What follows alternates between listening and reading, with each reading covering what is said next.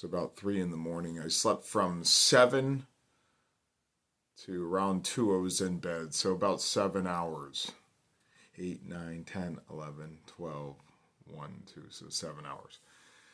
So the question from Kelly on our Facebook group, our insomnia Facebook group, and you can join it, is why does sometimes you drink alcohol and you can fall asleep and then sometimes you don't? Well, it all depends on when you're consuming that alcohol. You see, alcohol, when it enters your body, will spike your blood and raise your temperature. Now, our body runs at 98.6 degrees, and in order to enter sleep, we need to drop it 1 to 2 degrees.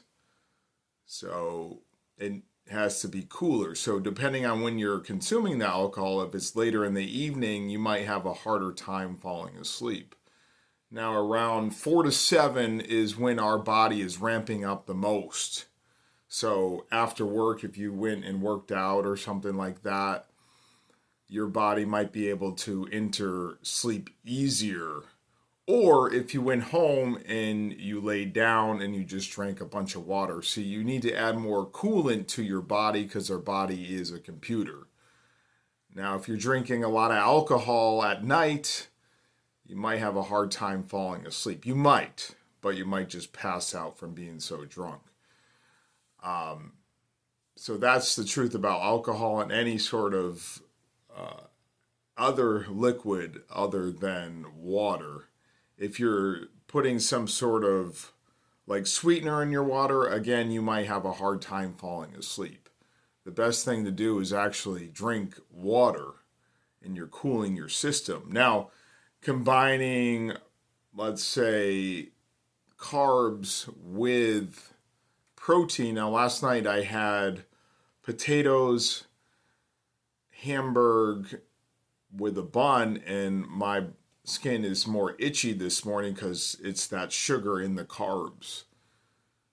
So again, if your whole diet is sugar in the morning, sugar in the evening, and sugar at night, you're going to have a hard time. You might crash from all the sugar overload in your body, but that's what's keeping you up. Again, your body's at 98.6 degrees and you have to drop it. So sleepers tend to keep their temperature in the room at 60 to 66 degrees, something like that, very cold, because they're trying to drop their core temperature to enter sleep mode. Now, if you combine this with your K3 in your foot, you're going to get sleepy. That's right behind your ankle, and we talk about this in my course. You can join that course, and I'll put that in the comments. I'll also put our Facebook group that you can join completely free. Now, the course is going to cost you some money because I'm trying to educate through that, and if I have it open, some people don't watch it, and then they might join it and just leave, 3 stars or whatever. If they're going to pay for it, it's talking about a lot of this stuff, and we're going to cover a lot of these questions on YouTube, and we're going to link it over to our Facebook and probably put it over there. But that's the truth about alcohol. I don't drink alcohol, but if you drink it earlier in the day, you might be good getting into the night sleep, but that's how to manage alcohol. If you're wanting to drink alcohol, you might want to do it earlier in the day instead of late at night. Maybe if you combine it with a high protein diet, some alcohol with your meat, things like that, it might work out for you.